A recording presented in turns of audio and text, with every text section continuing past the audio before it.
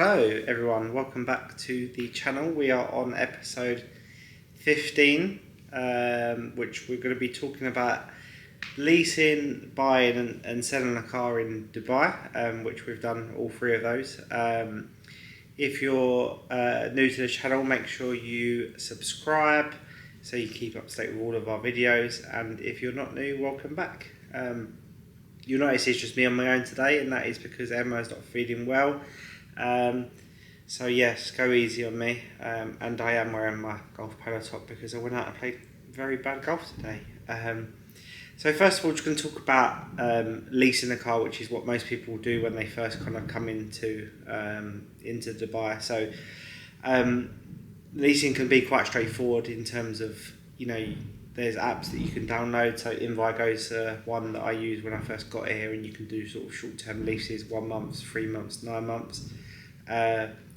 It costs you around sort of 1,700 dirhams to get the lowest car that you can get, the cheapest car you can get, and there are some standard add-ons that you can get with insurances and stuff like that. But what I always found with leasing is that you need to pay a kind of deposit up front. I can't remember the exact figure, depending on what car you chose.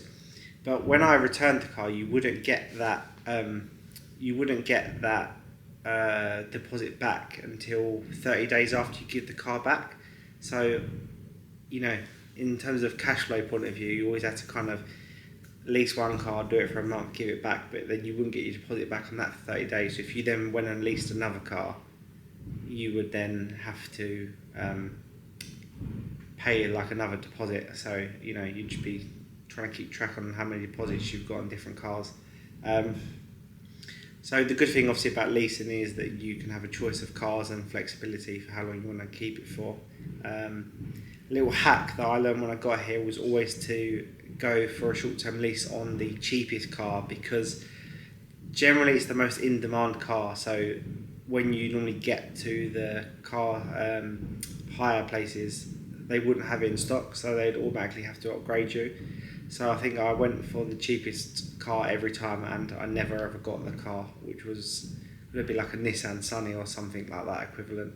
I always ended up getting like a small SUV or something like that. So yeah, that's my little hack. So moving on now, when you come over here from the UK, you can actually use your UK driving licence to obviously use hire or lease cars. And you can use that to drive. You don't need to do any additional tests or anything. But the moment that you get your Emirates ID, you then need to change your driving licence over and convert it to the UAE licence. So this is in two parts. First of all, you need to do an eye test, which is the first thing you need to do. And then once you've done your eye test, you then just basically pay a fee and they'll convert your licence across for you. So it's relatively straightforward. If you go to an RTA centre, I went to one in Al Barsha, there's plenty across the whole of Dubai. You go there, you do your eye test quickly at the same time, then you go and get a seat in the waiting room, you go and upload your details, and they'll print off your licence there and then. So with the UK, it's one of the countries that you don't need to do any additional tests for over here. But when you get your Emirates ID, your UK driving licence basically becomes invalid. So you don't want to take that risk, or if there's any insurance complications with what you do. So yeah, that's a good thing to know. I want to talk about the experience of buying a car over here, which was a scary thought, because being new to a country, not sure on how things work, if it's similar to what you're used to.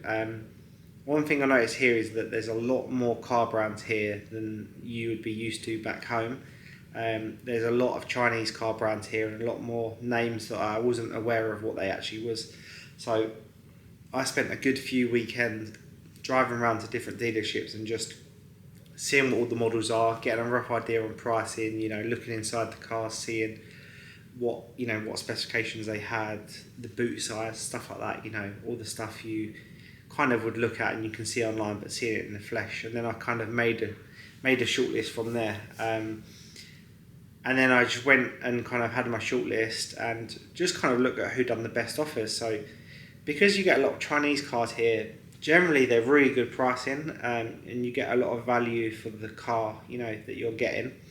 Um, and in addition to that, you can get really good finance deals on cars over here. So typically what you would do is you'd go to a showroom, get a new car or a used car. So with our new car, we put down a small deposit. I think it was about 5%.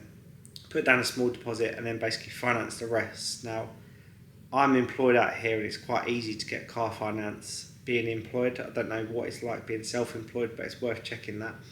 And then essentially we got a car bank loan with the bank that I use, Emirates MBD, and they paid it direct to the dealership, and then that was it. The car was ordered. The car came in about 7 to 10 days. The first car that we had, so it's really quick for a new car because they get imports all the time. It's not like in the UK where you have to kind of wait 12 to 16 weeks for a new car to come over, so that was really good. One thing I found really useful here is that when you buy a new car, they'll do your registration for you. They'll include the first year insurance as standard, and then you obviously get all the normal perks you'd get of a new car. You get manufacturer's warranty, you get roadside assistance. So those things were really good and really helped us, setting up, getting a new car over here. One thing it's also worth noting on that is that if you are buying a new car or any other car, you need to make sure that any kind of outstanding fines that you got on your RTA account, whether it's SALIC or could be speeding tickets you might have got from having like a short-term lease, they all need to be clear, because otherwise they won't be able to do your car registration for you. And this is a problem we had when we bought our second car. That I had about 6,500 dirhams worth of fines. 6,500 dirhams worth of fines. 6,500 dirhams worth of fines. That I didn't know need to be paid by a certain time, so that comes as a bit of a shock. But you learn your lessons, and it might sound like I'm a really speedy driver. I'm not. Half these fines were going too slow. So. Yeah, and then another thing to note as well is depending on the type of car that you want to get. As I say, Chinese cars are very affordable here. There's plenty of good options to choose from. Your cars you might be used to back home, any kind of typical German brands, obviously really nice. They're slightly more expensive than they are back home.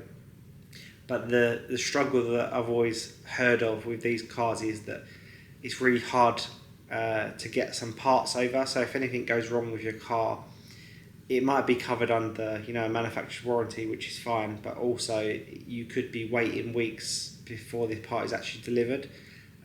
So just something to bear in mind with what car you're looking at. We have two cars. We have a brand new JQ, and then I've got a Ford EcoSport, which was 2019. So similar to buying a new car, went into a Ford showroom, went to the approved used because I just felt a bit more comfortable. I knew the history of the car, if you like, and even though it was a bit older and had 70,000 kilometres on the clock, it come with like a Ford warranty which didn't last long, but it had all the service history, and they did a 50-point health check on the car before it was sold, or so they said. And that was just for me to kind of go to and from work, to be honest. I don't do a lot of miles or kilometres on the car, so that was good for me. And again, very easy. Put down a small deposit and then finance the rest through the bank. And again, that was within 7 or 10 days. I was in the car myself. So on the other hand of things, obviously selling a car. So we bought one brand new car when we got here in September 24, and then we just wanted something a bit bigger after a year. So we went through the process of selling the car and learned a lot through that, to be honest. So we initially got some quotes from some sort of, your typical car showrooms that advertise that they buy cars, and the quotes we were getting were really low. We had the finance that we needed to settle on the car, so we kind of knew in our head what we wanted to achieve. And so we decided to list it privately on an app called Dibizzle.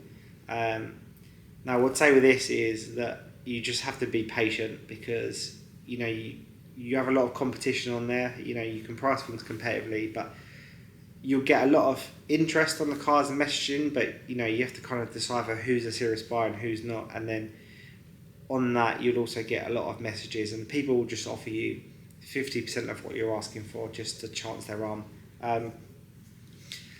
You have to kind of wait out and get the serious buyers, but also from that you get calls from all of these like third party, we buy any car equivalents, and they would want to buy your car, but they'd insist on doing inspections, and just found it a bit of a waste of time because they want to sell the car from their dealership for the same price you're trying to sell it through. So, you'd find that it'd be a waste of time. They'd give you a lowball offer, which you didn't want to accept, and there's a reason you're selling it privately anyway.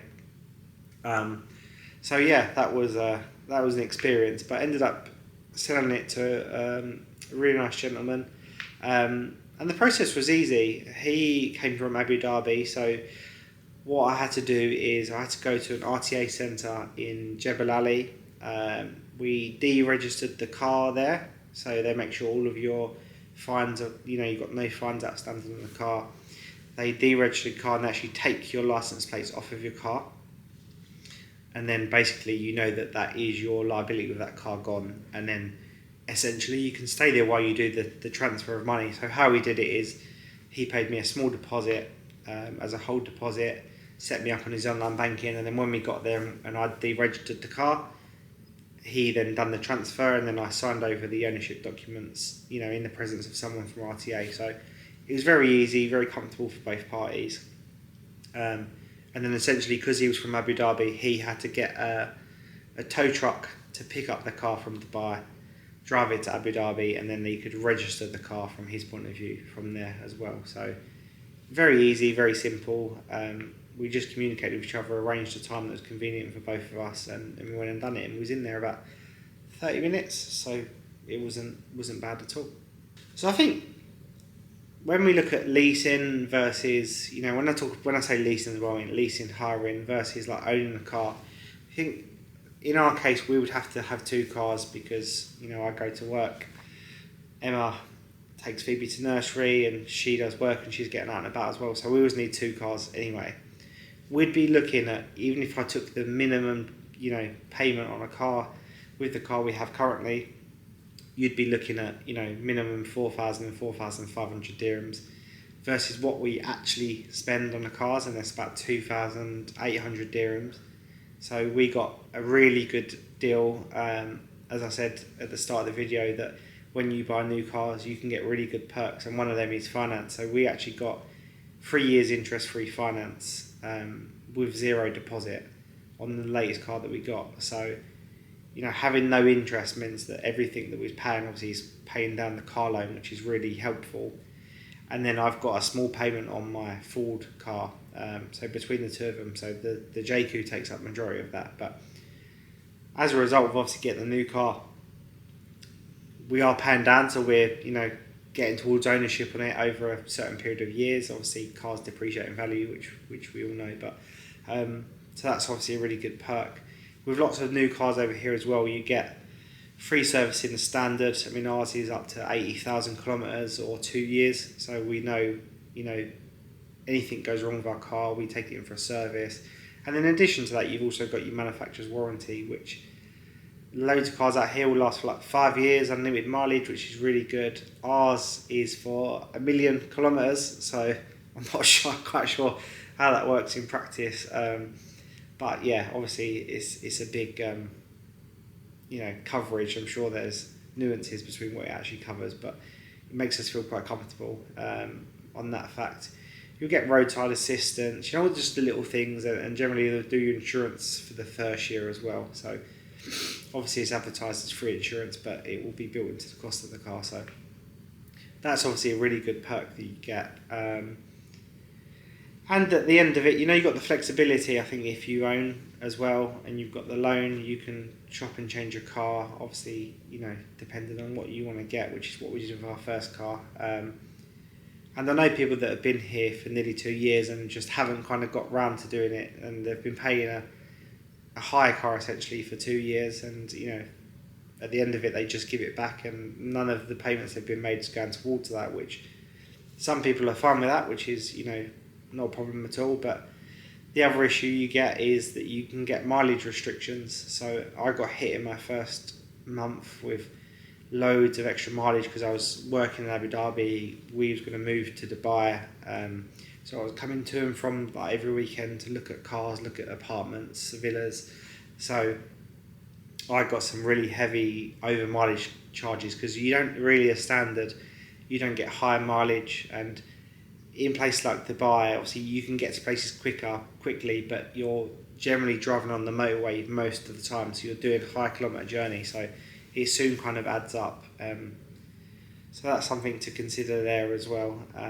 Everyone's different needs, priorities, wants different flexibility. So yeah, there's just some information there about buying, hiring, and selling cars in Dubai. Hope you found the video useful, and if you have any questions or want answers, just post it down below, and we will be happy to get back to you. Okay, bye.